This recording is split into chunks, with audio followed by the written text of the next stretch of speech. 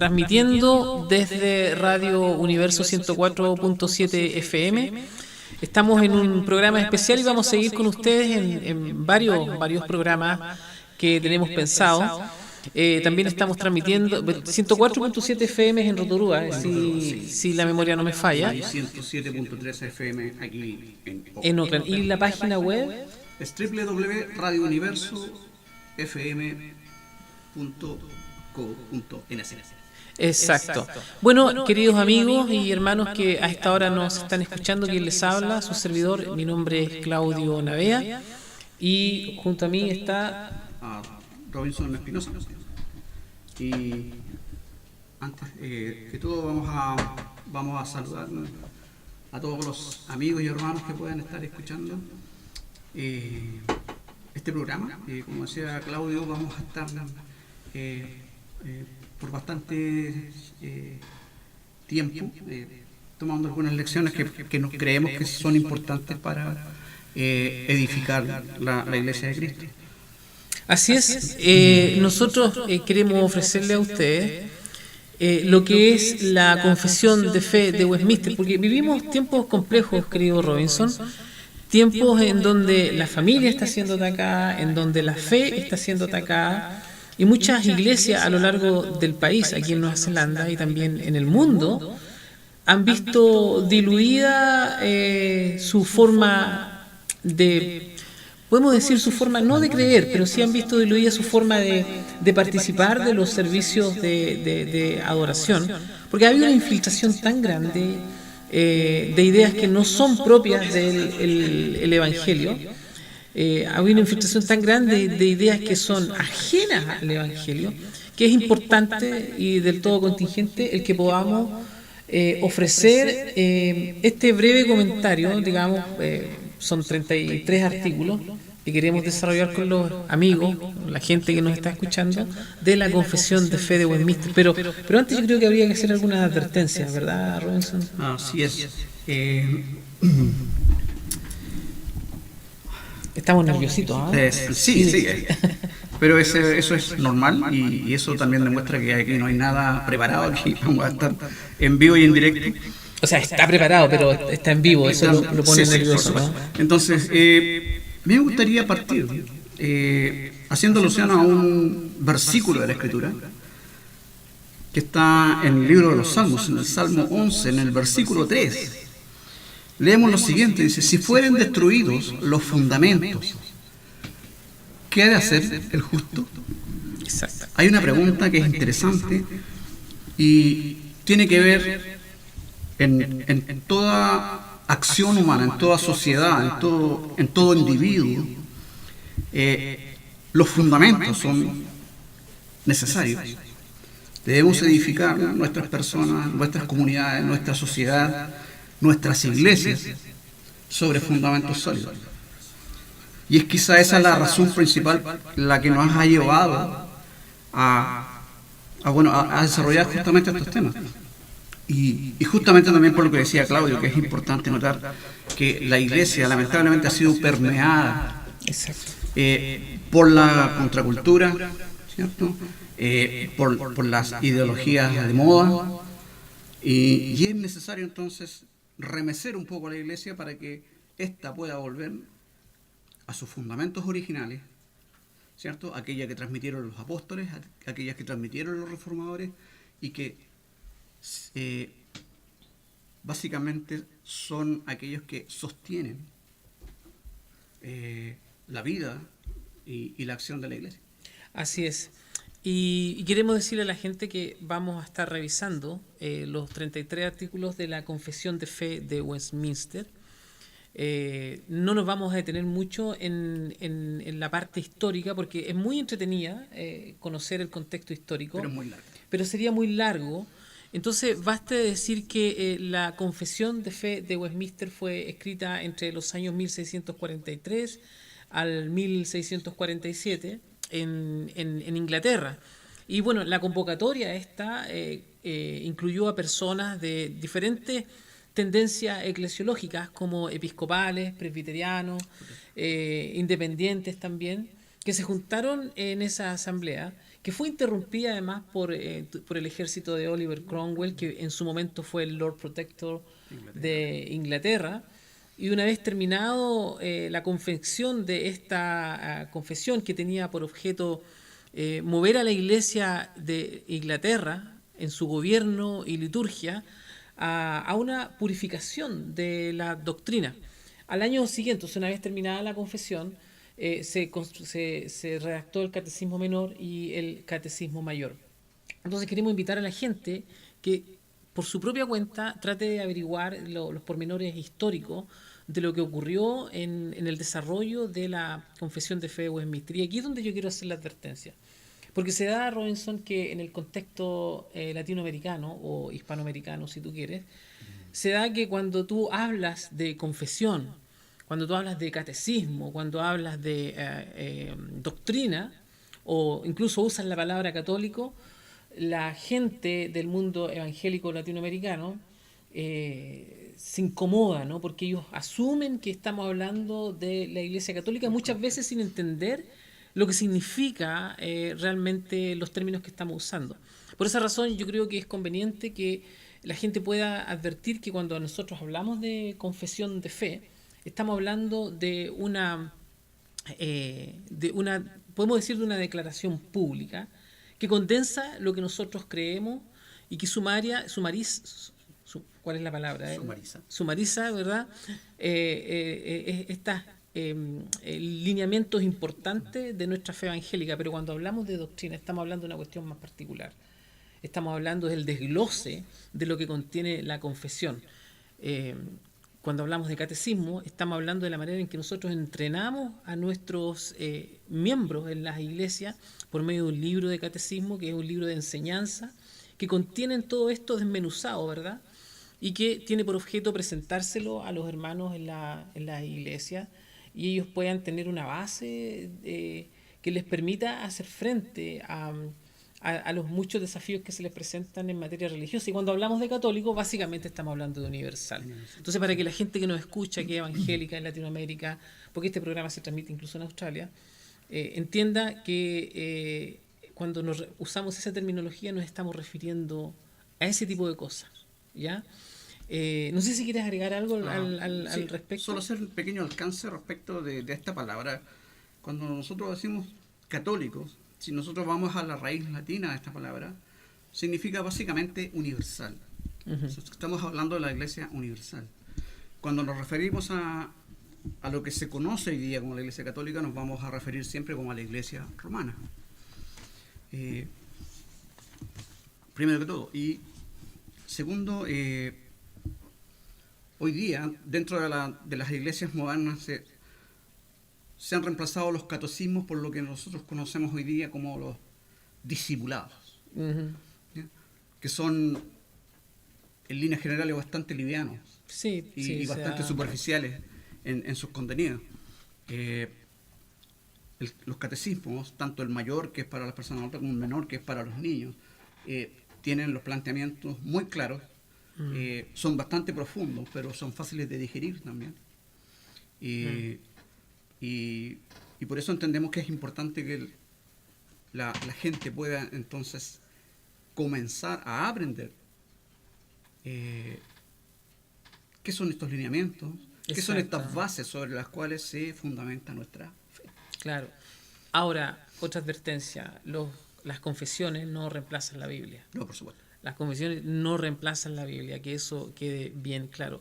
Y otra cuestión súper importante, las confesiones o los credos se desarrollan a raíz, en primer lugar, o en primer término, con la intención de instruir al pueblo, ¿verdad?, a los feligreses, a la membresía, pero por otro lado tienen la intención de hacerle frente a las muchas herejías y doctrinas erradas que se presentaron a lo largo de la historia en el desarrollo del mundo cristiano evangélico protestante como lo conocemos hoy día.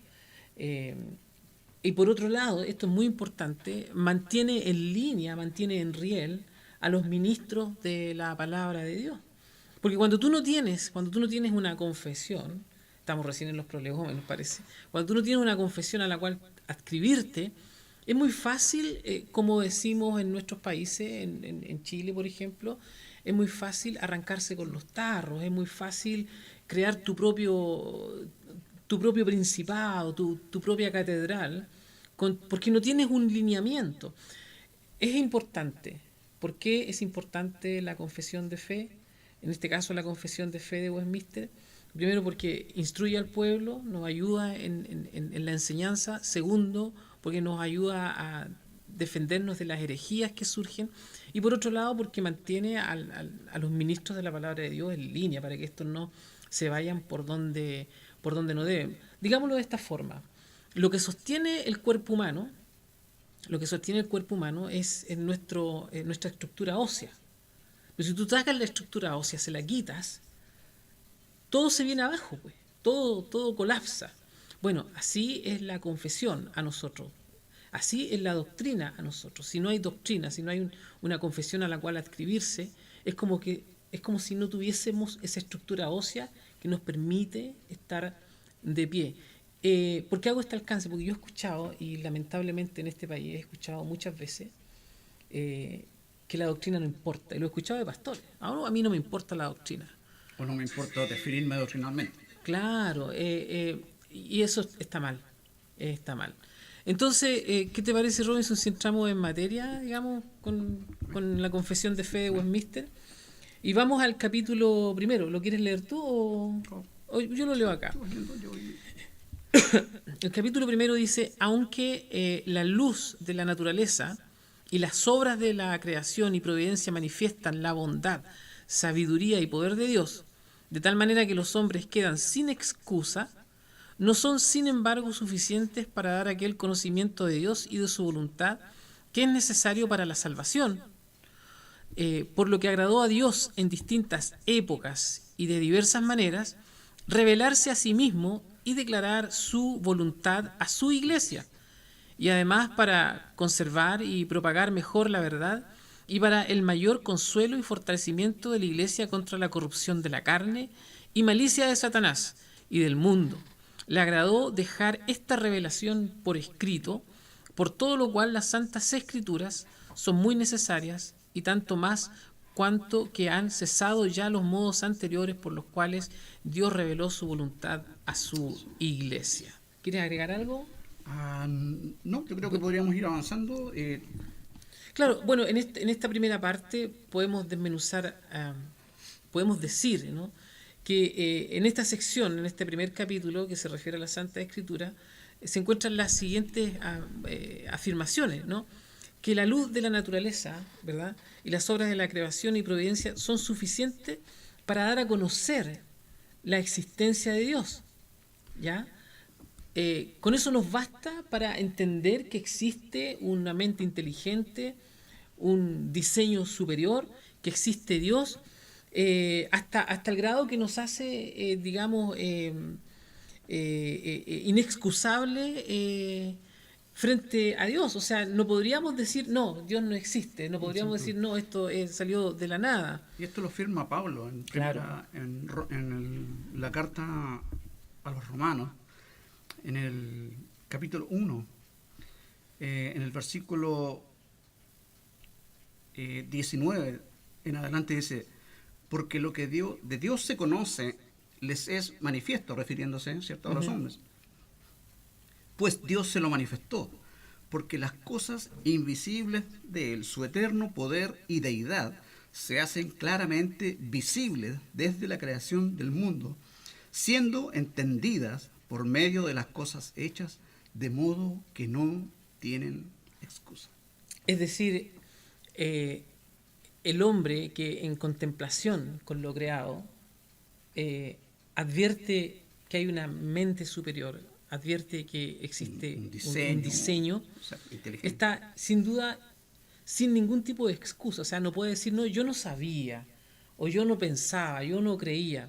Pero aquí está lo interesante, porque cualquiera que sea el género o el grado de conocimiento adquirido por estos medios, ¿no es cierto?, la obra de la creación, esto es lo interesante, no es suficiente para alcanzar una salvación cierta. O sea, la creación misma nos dice, nos habla de la existencia de un ser superior, de un diseño inteligente, de un Dios, ¿verdad? Pero esto no es suficiente para alcanzar la salvación. Sí, porque hay algo interesante que notar ahí. La naturaleza no revela completamente el carácter de Dios como lo hace la Escritura.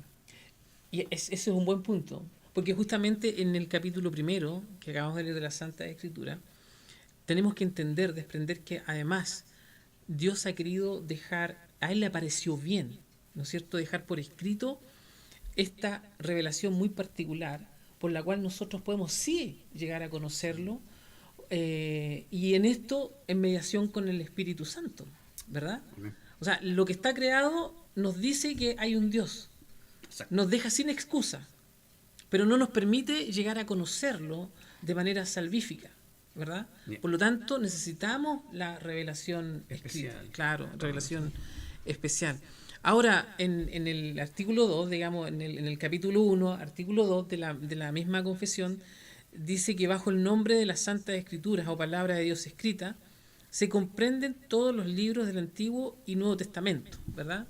Los 39 del Antiguo Testamento, los 27 del Nuevo Testamento, y todo esto fueron dados por inspiración de Dios para que sean nuestra regla de fe y conducta. No sé si puedes buscar ahí Lucas 16:29 o Efesios 2:20. Lucas 16:29. Sí. Vamos muy rápido, parece, ¿no? Todavía estamos nerviosos. Sí, sí. Lucas 16:29 dice así la palabra del Señor. Dice: y Abraham le dijo a Moisés y a los profetas: tienen, óiganlos. Exacto.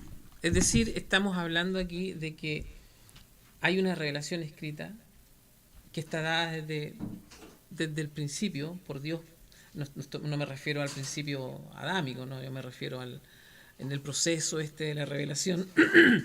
A Dios le pareció bien dejarnos estos misterios por escrito para que así nosotros pudiésemos llegar con la ayuda del Espíritu Santo a conocerlo de mejor forma. Ahora, hubo un periodo en donde no hubo producción literaria, que fue el periodo intertestamentario, ¿verdad? Que fue el periodo en donde termina el Antiguo y comienza el Nuevo Testamento. Gracias. Aquí Esos 400 años de silencio profético, de silencio, que se llaman en teología, ¿no? Claro, y ahí fueron escritos algunos libros que son conocidos como libros apócrifos, a los cuales también la confesión en su capítulo primero, artículo 3, hace algunos alcances. Es decir, los libros comúnmente llamados apócrifos, por no ser de inspiración divina, no forman parte del canon. Aquí quiero hacer un alcance. El canon era una medida que se usaba mucho antiguamente en la construcción, ¿no es cierto? Era para determinar cuando algo estaba debidamente aplomado, cuando algo estaba debidamente en su lugar, para pues, a partir de ahí, ¿no es cierto?, seguir la construcción. Posteriormente esto se fue usando en la literatura, en el arte y también en escritos como los de la Biblia. A eso se refiere al canon, en este caso de la Santa Escritura. Y por lo tanto, hablando de los libros apócrifos, no son de autoridad para la Iglesia de Dios y no deben aceptarse ni usarse excepto de la misma manera que otros escritos humanos. Tú ves que la confesión aquí no nos prohíbe leerlo. ¿Ah? Esos libros que se escribieron en el periodo intertestamentario, pero no tienen la autoridad que tiene la Biblia, que tiene la Escritura, ¿no es cierto? Creo que en 2 de Pedro 1:21, Romanos 3:2 tal vez podría...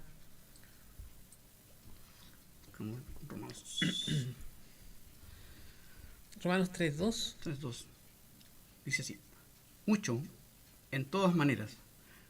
Primero, ciertamente que les ha sido confiada la palabra de Dios. Así dice. Pues quizás podemos leer un poquito antes, tal vez. Tal vez desde el versículo 1. Dice: Sí. ¿Qué ventaja tiene, pues, el judío? ¿O de qué aprovecha la circuncisión? Este es Pablo hablando, dice: Sí. mucho.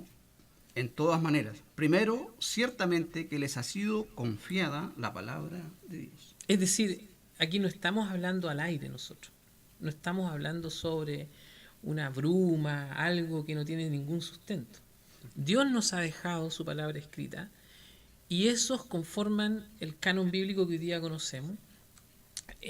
Pero además en este periodo que se escribieron estas cosas, también queda claro que aquellos libros que no forman parte del canon, cuales no está prohibido leerlo, no son parte de la escritura. O sea, por lo tanto, no son libros de historia, ¿no? Que pueden servirnos, Por supuesto. cultura general. Esto es importante también que nuestros hermanos y amigos lo puedan entender. Dios ha provisto para nosotros en estos tiempos una gran cantidad de medios a los cuales podemos acudir buscando también orientación. Como decía Charles Haddon Spurgeon, él decía esta frase, él decía: visita buenos libros, pero vive en la Biblia. Claro.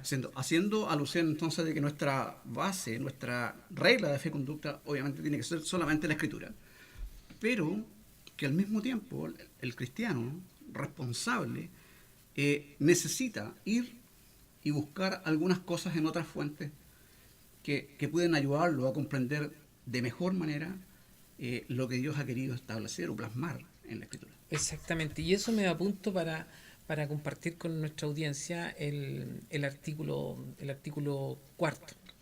La autoridad de las Santas Escrituras, por lo que deben ser creídas y obedecidas, no depende del testimonio de ningún hombre o iglesia, mira qué importante, sino exclusivamente del testimonio de Dios, quien en sí mismo es la verdad, el autor de ellas, y deben ser creídas porque son la palabra de Dios. Mira qué importante, lo leo o no.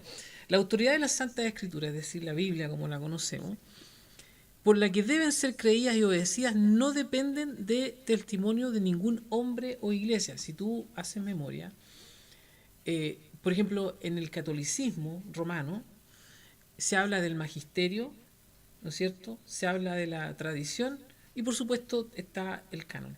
Y esos están en igualdad de condiciones para ellos. Y son creídos como si fueran realmente la palabra escrita de Dios. Pero sabemos que la Biblia se interpreta a sí misma. Sabemos que Dios nos dio la revelación natural y que también nos dio la revelación escrita, especial, y por la cual nosotros debemos regirnos, ¿ya?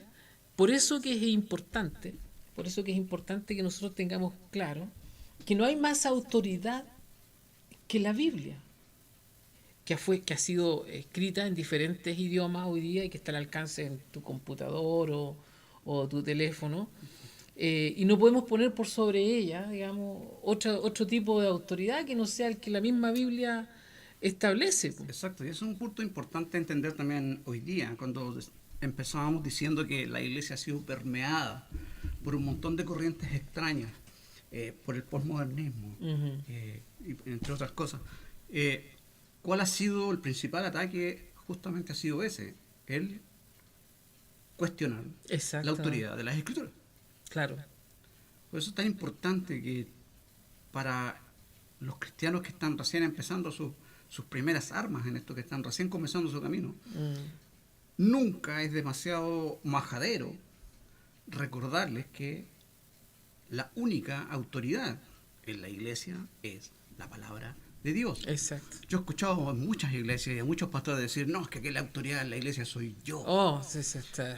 Yo soy la autoridad que en la iglesia. Está institucionalizada esa expresión. Exacto. Entonces, no.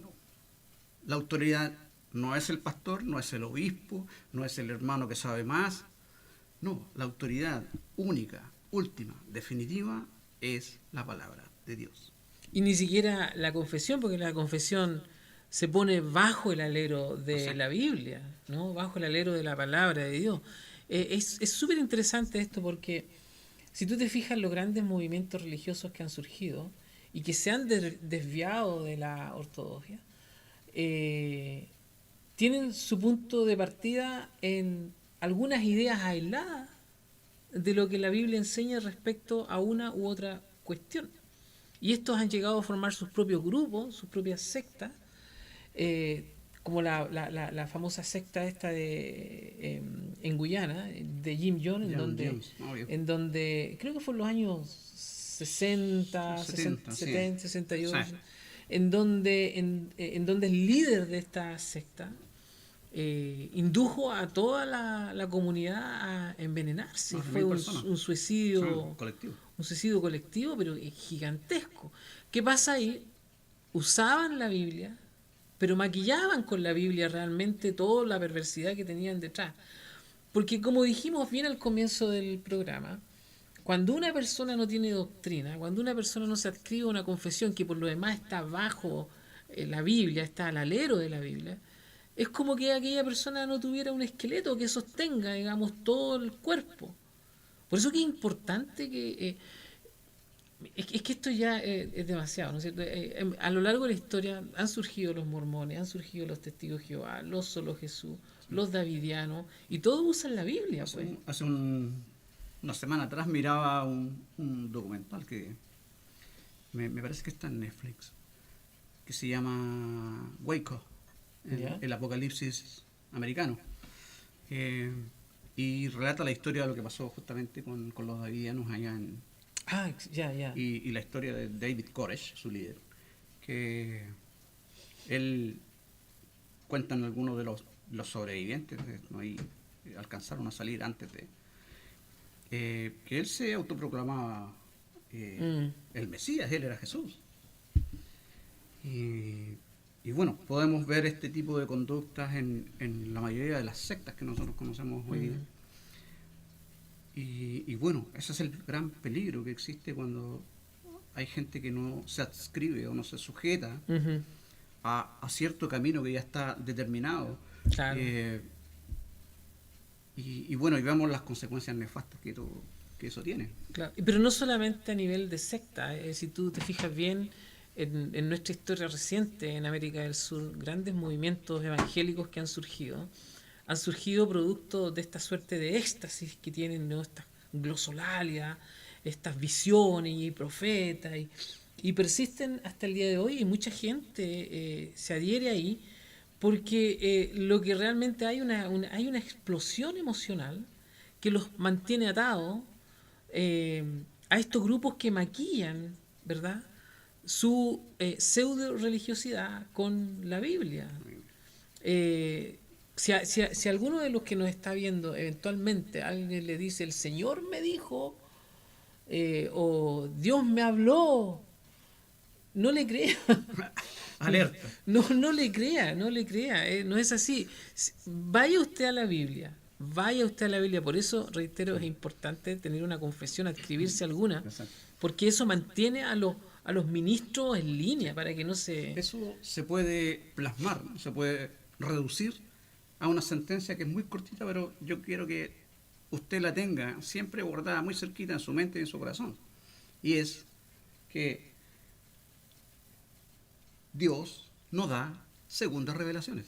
No, La revelación completa y última de Dios para el hombre está en el canon bíblico, claro. y está cerrado.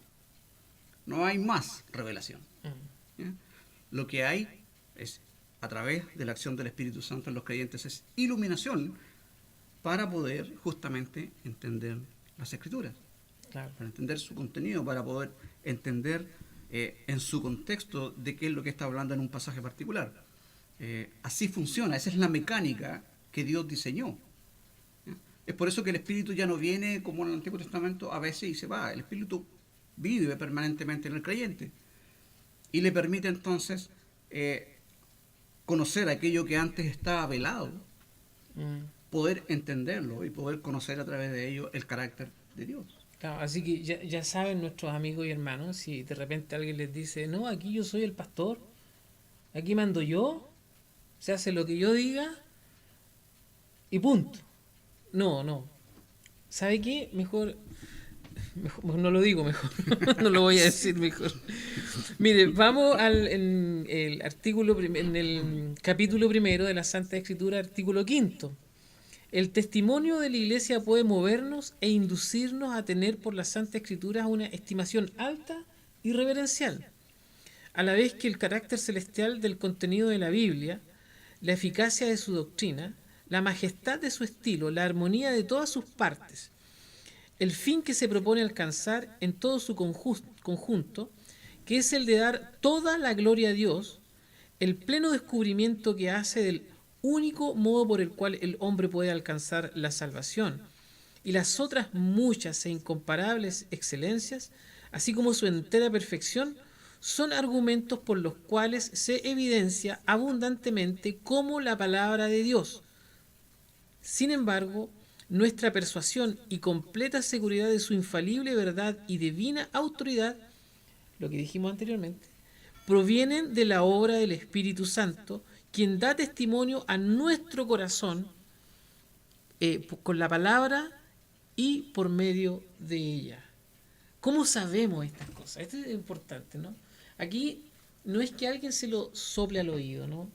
No es que alguien le habló a usted con una voz audible. No.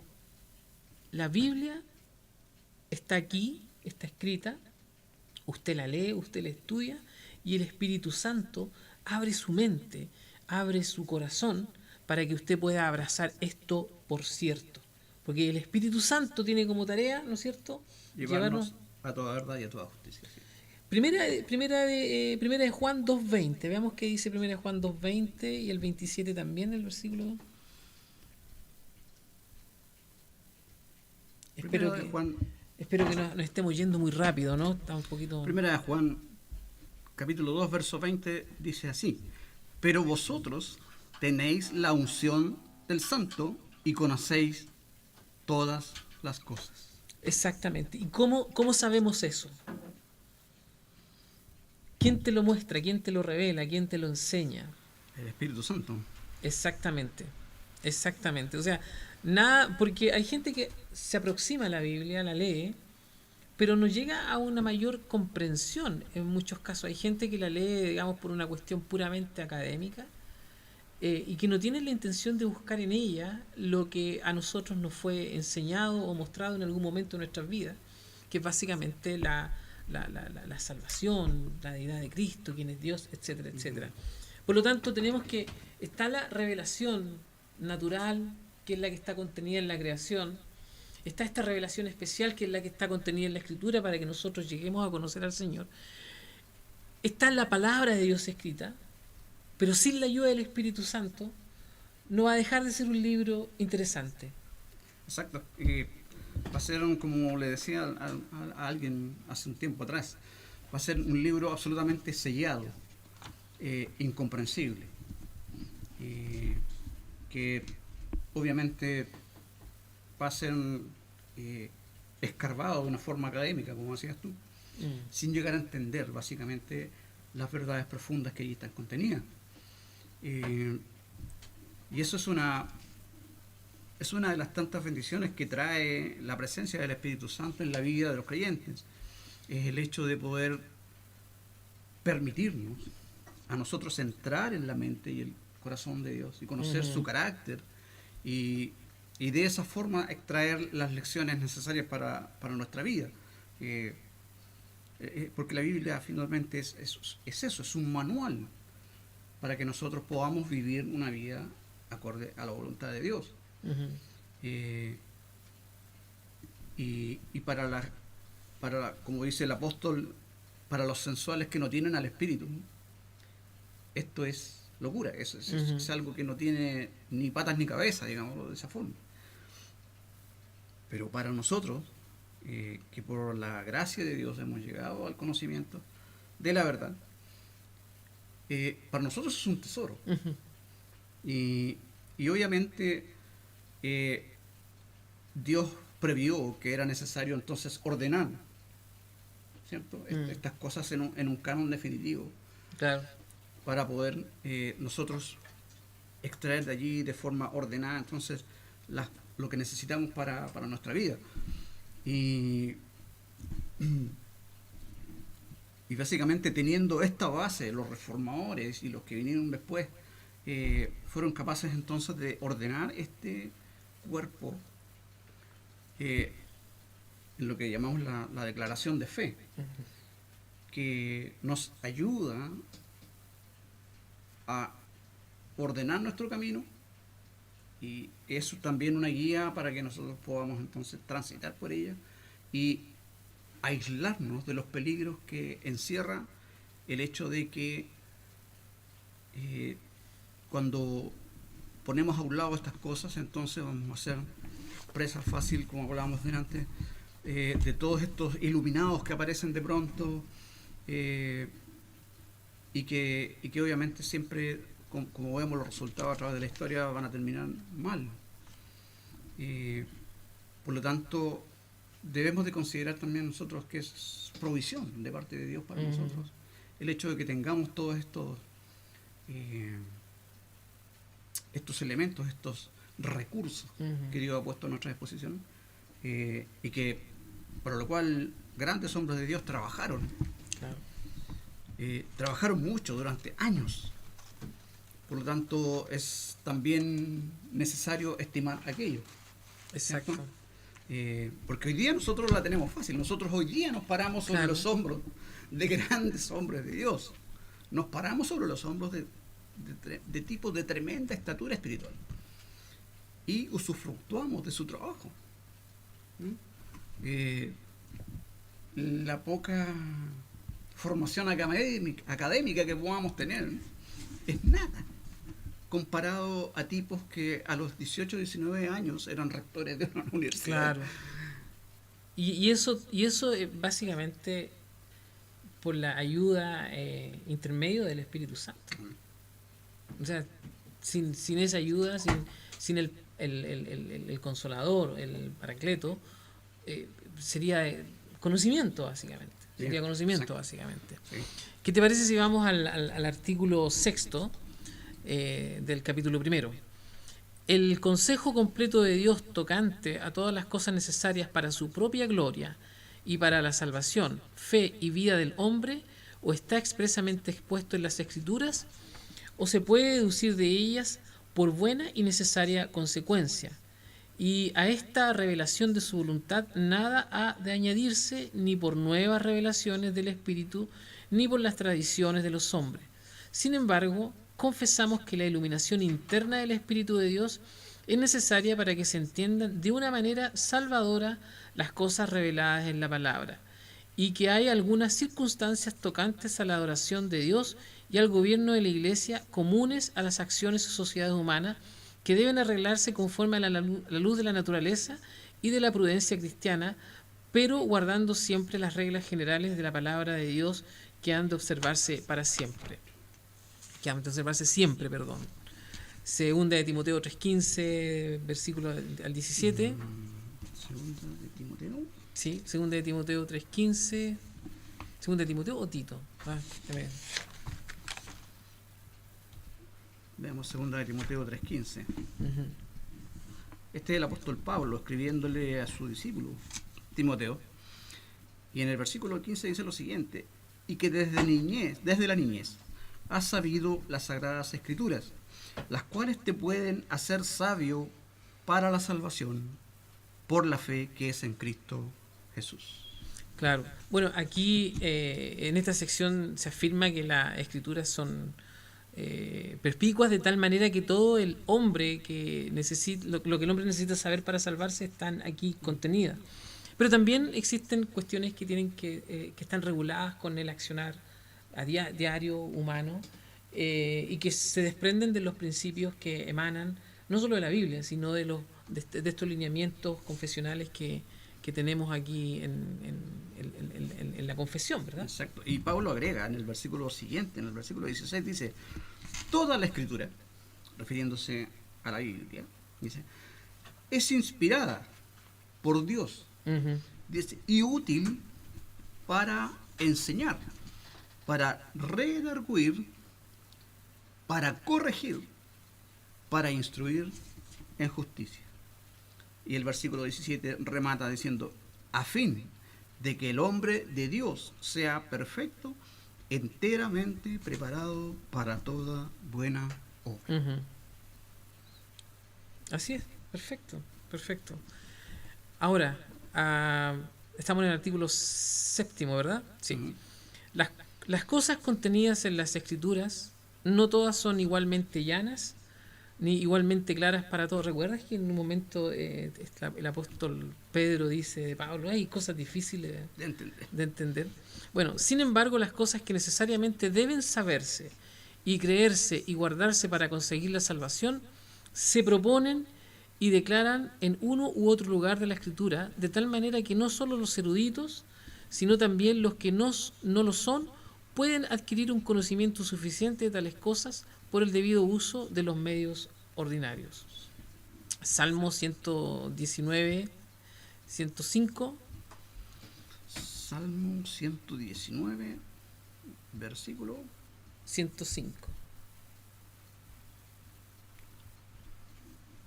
105. Es decir, bueno, nosotros acá podemos entender que efectivamente hay cosas que son a veces difíciles de entender, pero lo medular, ¿verdad? Exacto. Que tiene que ver con nuestra salvación, está ahí. Salmo 119, verso 105 dice: lámpara es a mis pies tu palabra y lumbrera a mi camino. Perfecto. ¿Y el 130 qué dice el versículo 130? A ver. Versículo 130. A ver si... Dice: la exposición de tus palabras alumbra, hace entender a los simples. ¿Te das cuenta? O sea, esto está completísimo realmente. Está muy, muy bien redactada la confesión. Reitero, hay cosas que son a veces difíciles de entender, complejas de entender. Y además que existe la mala costumbre en nuestro medio hispanoamericano, que cuando llega un nuevo converso, lo primero que lee es el Apocalipsis. Debiera partir por Juan, ¿verdad? Pero por los evangelios, pero no por el Apocalipsis o por las 70 semanas de Daniel. No, vaya por lo sencillo, ¿no? Sí. Escatología es difícil, que escatología es el estudio de las últimas cosas, de los últimos, o aquellas que no han sido aún resueltas. Eso es lo que es básicamente la escatología. Claro. Obviamente es un tema complicado aún para los eruditos, claro. O sea, para aquellos que están muy por sobre de nosotros. Son temas complicados, imagínense cómo es para un creyente nuevo. Exactamente. O sea, hay recomendaciones, sí, como decía Claudio, que es importante recalcar siempre, y es el hecho de que los nuevos convertidos, aquellos que están recién dando sus primeros pasos en la fe, tengan como lectura continua y constante los evangelios, que es básicamente la obra y el ministerio de Jesús. Y luego, una vez que hayan logrado cierta madurez, entonces ya entrar a otro tipo de temas un poco más complicados. Pero lo medular del mensaje, ¿no es cierto?, con la ayuda del Espíritu de Dios, lo medular del mensaje lo puede entender no solo el más erudito, porque tiene los conocimientos, las herramientas, pero también lo puede entender un niño, ¿no? Sí. Hay hombres de Dios que han llegado a conocer en la más tierna infancia. De hecho, hay estadísticas que indican, yo recuerdo en mis años cuando estudiaba junto a mi esposa en Apen, que hicimos unos cursos ahí, que es Alianza Pro Evangelización del Niño, se nos enseñaba una estadística que decía que, no recuerdo la cifra exacta, pero gran cantidad de los miembros de iglesias que llevan años de iglesia y que incluso han alcanzado la ancianidad de la iglesia, llegaron al Evangelio en su más tierna infancia. O sea, eso vale decir que aún existiendo cosas difíciles dentro de la Escritura, el mensaje medular que tiene que ver con nuestra salvación, incluso un niño puede llegar a entenderlo. En el artículo 7, octavo, se me están olvidando los números romanos, estoy fuera de práctica ya. El Antiguo Testamento en hebreo, que era la lengua, ¿no es cierto?, nativa del pueblo de Dios antiguamente, y el Nuevo Testamento en griego, que en la época en que fue escrito era la lengua más conocida de las naciones, era la lengua franca, ¿verdad? Sí. Y se usó mucho, ¿no?, para la difusión de los evangelios. Era como el inglés hoy día, ¿no? Gracias a la expansión del imperio griego, con Alejandro Magno, ¿cierto?, en su conquista veloz, sí, en la antigüedad, que en una campaña militar de más o menos 10 años logró conquistar casi todo el mundo conocido. Y obviamente no solo fue una campaña militar, sino que también llevó consigo lo que era la cultura helénica. Exacto. Y entre ellas, por supuesto, el idioma.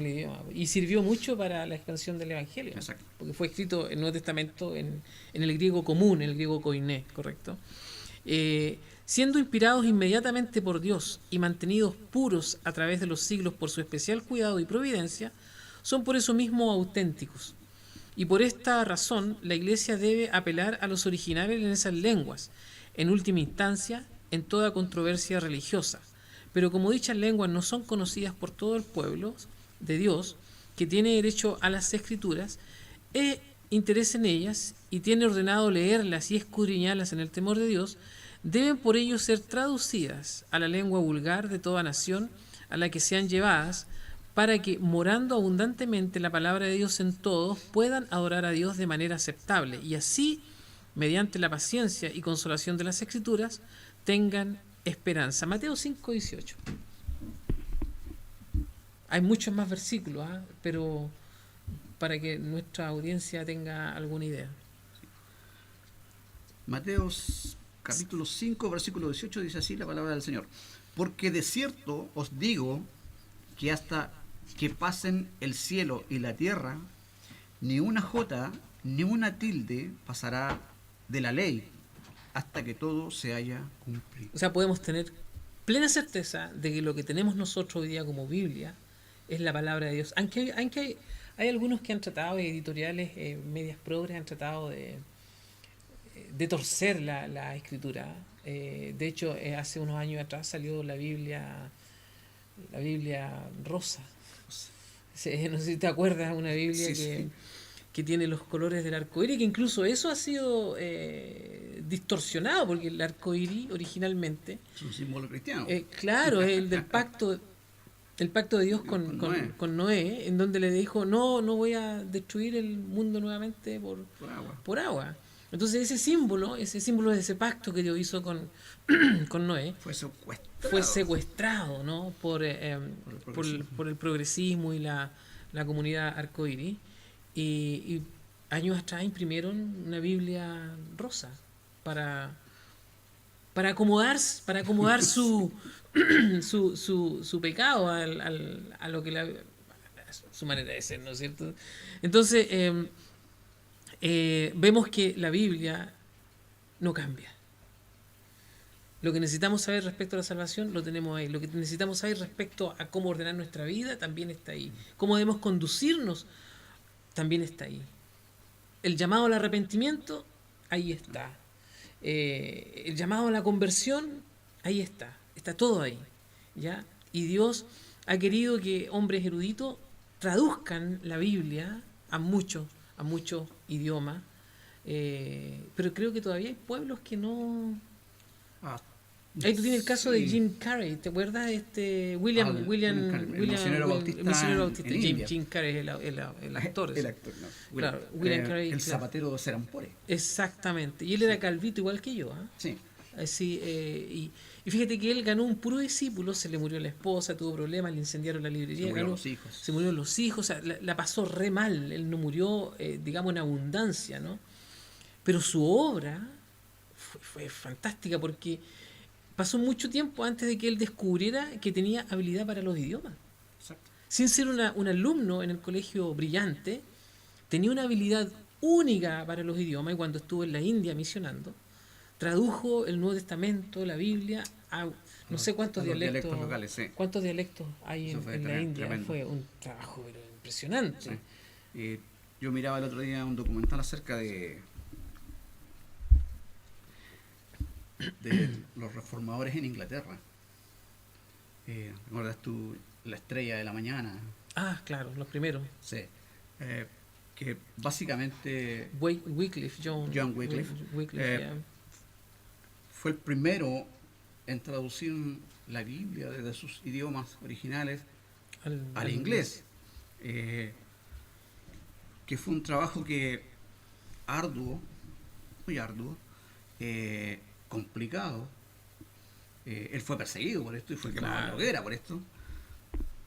Y no pudo ir más allá por una cuestión técnica, digamos así, porque en ese tiempo todavía no existía la imprenta. Que fue lo que facilitó mucho más tarde, en el tiempo de Lutero, que la palabra de Dios traducida al alemán vernáculo fuese expandida de una forma mucho más rápida. pero Wycliffe fue el pionero Sí. y pagó Pagó caro su con su osadía, vida, pagó ese crimen entre comillas. con Sí. su vida. Entonces, es por eso yo decía antes que nosotros debemos como cristianos tener en alta estima a todos aquellos hombres que fueron antes que nosotros, sobre los hombros de los cuales nosotros nos paramos hoy día. Hombres que sacrificaron hasta sus vidas por somos a Dios, Sí. por somos a Cristo y al Evangelio. Pero ¿no te parece que hoy día es un poco triste, ¿no? No quiero ponerme melancólico, pero es un poco triste cuando tú, por ejemplo, inicias un servicio en una iglesia, inicias un culto y dices, vamos a leer el Salmo 100. Cantad alegres a Dios, habitantes de toda la tierra, servir a Jehová con alegría, venid a sus puertas con acción de gracia, etcétera, etcétera. Y tú dices, vamos a leer el Salmo 100 completo. Y tú miras a la gente de la iglesia y alguno dice, es que es como, es penoso la poca estima que tienen hacia la palabra de Dios. En más, yo he escuchado por ahí de gente decir, pero ¿cómo se le ocurre leer un salmo completo? Con 2 versículos. Con 2 versículos basta. Eso muestra la poca estima que tienen, en primer lugar, a la palabra de Dios y a toda la historia, que ha sido una historia de sangre, que hay detrás y que sustenta la escritura. Es decir, realmente estamos mal, ¿eh? Que nos permite a nosotros hoy día Exacto. tener los recursos que tenemos. El celular, tú. En una tablet. Sí. Si yo voy, quiero y me compro una Biblia nueva Claro. y nadie me va a perseguir por eso. Y bilingüe más encima. Y bilingüe, Sí. como a mí me acomode. Esas cosas que a nosotros hoy día nos parecen tan, ¿Triviales? claro, normales, que nos parecen algo, lo damos por sentado, lo damos por garantizado. Claro. Le costó a hombres en el pasado, les costó hasta la vida. Entonces, aprendiendo de la historia de la iglesia, nosotros también podemos entender y desarrollar un amor por lo que es la escritura, Exacto. porque sabemos cuál es el trasfondo, de dónde vino, lo que costó, lo que le costó a muchos hombres, su visión de entender, de ir más allá y decir, bueno, esto que yo atesoro es necesario que muchos más lo conozcan. Y entonces actuaron en consecuencia y trataron por todos los medios de expandirla. Claro. Y como decíamos recién, muchos pagaron ese atrevimiento con sus vidas. Exactamente. Artículo 9 del capítulo 1 de las Sagradas Escrituras. Está interesante, podríamos, pero bueno. La regla infalible de interpretación de la escritura es la propia escritura, y por consiguiente, cuando hay dificultad respecto al sentido verdadero y pleno de un pasaje cualquiera, sentido que no es múltiple sino único, este se debe buscar y establecer con la ayuda de otros pasajes que hablen con más claridad. La escritura se interpreta a sí misma y es la regla infalible de interpretación. Pero cuando tú estudias hermenéutica, lo primero Claro. que te enseñan es la Biblia interpreta la Biblia. Exacto. Hechos 15:15. A ver qué dice Hechos 15:15. Hechos 15, versículo 15. Dice así la palabra del Señor, el apóstol Lucas. Y el, Nos die- y, el, escribe. die- y el 16 también, ¿eh? Dice, y con esto concuerdan las palabras de los profetas como está escrito. Versículo 16. Después de esto volveré y reedificaré el tabernáculo de David que está caído y repararé sus ruinas y lo volveré a levantar. El versículo 15 sobre todo indica, hace hincapié en lo que estamos mencionando. ¿Puedes leerlo nuevamente? Dice, y con esto, 15:15, ¿eh? 15, y con esto concuerdan, dice, o sea, están de acuerdo, Ujú. dice, las palabras de los profetas como está escrito. Hay inerrancia aquí. Por mucho que quieran destruirla, por mucho que quieran ocultarla, no pueden. La Biblia se interpreta a sí misma, es infalible. Y como dice aquí, por consiguiente, cuando hay dificultad respecto al sentido verdadero y pleno de un pasaje cualquiera, sentido que no es múltiple sino único, este se debe buscar y establecer con la ayuda de otros pasajes que hablen con más claridad. Eso es algo que no se practica mucho hoy día. Buscar profundidad Sí. en otros. Bueno, por eso, por ejemplo, gente que trabajó haciendo las concordancias, por ejemplo, que son importantes también para poder encontrar pasajes que están relacionados unos con otros y que nos pueden arrojar luz sobre algo que está quizá un poco oscuro, que no podamos entender de buena forma en un principio. Dios en su provisión ha permitido que nosotros en la misma escritura podamos buscar respuestas. Fíjate, de estas cosas simpáticas que pasan dentro del mundo evangélico hispanoamericano, yo he escuchado cosas tan increíbles como que si tú tienes un sueño 3 veces, el mismo sueño, es de Dios. Pero, ¿dónde está eso? Bueno, sí podríamos enumerar un montón claro, de... ¿dónde está eso? O cosas como mitos, que sí. lo único que nos... que la única diferencia que tenemos con Jesús es que Él no tenía pecado. Bueno, y su deidad y... Preguntémonos, ¿usted nació de una virgen? No. Esas cosas, y eso es porque no se hace juicio a la escritura, a la palabra de Dios. Desgraciadamente, mi querido Robinson, nuestro mundo hispanoamericano está lleno de folclorismo evangélico, desgraciadamente. Por eso necesitamos volver no solo a la palabra de Dios, sino que volver a recuperar las confesiones, los credos. Necesitamos volver a armarnos de una doctrina sólida, estable, que sustente toda nuestra creencia. No por sobre la Biblia, sino que supeditado a la Biblia. Como decíamos al principio, los fundamentos. Claro. Que necesitamos para la edificación del cuerpo de Cristo. Exactamente.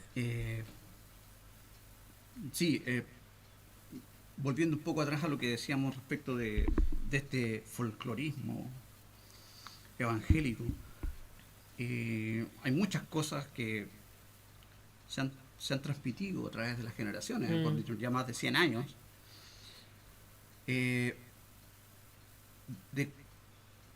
muchas cosas que realmente no tienen un sustento bíblico. Frases cliché que se fueron acuñando con el tiempo, que fueron pasadas generación tras generación.